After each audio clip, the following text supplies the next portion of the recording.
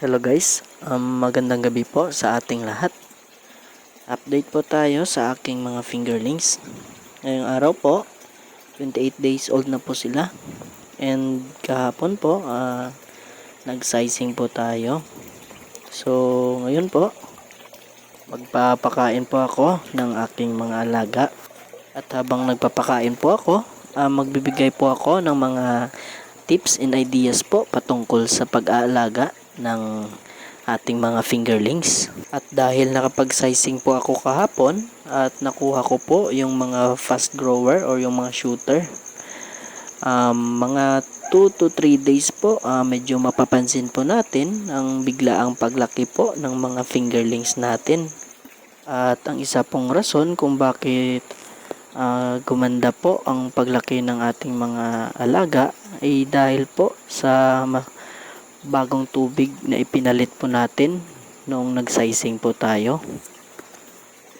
At ito'y base lang po sa aking experience na pag nagpapalit po ako ng 100% na tubig sa aking pond is napapansin ko po na gumaganda or yung biglaan po yung paglaki ng aking mga alaga.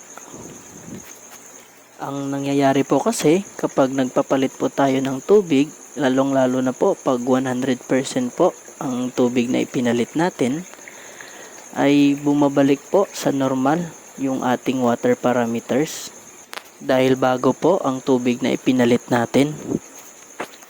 Hindi po ibig sabihin nun na magpapalit na po tayo araw-araw ng 100% na tubig sa ating pond.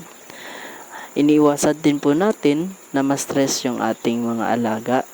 Ang maipapayo ko lang po, kung kaya naman po na masuplayan ang ating pond ng malinis at malakas na tubig, ay mas maganda po.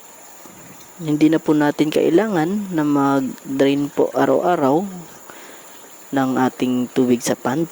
Kaya dapat po nating i-check palagi ang ating water parameters para malaman po natin na maganda pa po yung quality ng tubig sa pond natin. Kung familiar po kayo sa bioflux system, kung napapansin nyo, lumalaki din po yung isda kahit hindi nagpapalit ng tubig. Ang dahilan po nun ay dahil na may maintain po yung water parameters ng tubig sa pond. Kung nagtataka po kayo kung bakit hindi ko po inagamitan ng bioflux system ang aking mga fingerlings, kasi po panandalian lang po yung fingerlings dito sa pond ko kasi mabebenta na po sila. Ang bioflux system po ay maganda po sa grow out kasi hindi po masasayang yung mga materialis po na gagamitin mo, kasi yung grow out is umaabot po ng 4 to 5 months bago i-harvest. So hanggang dito na lamang po muna ang aking video, and bukas po ay magbibigay po tayo ng mga panibagong tips and ideas. Yun lamang po at maraming salamat.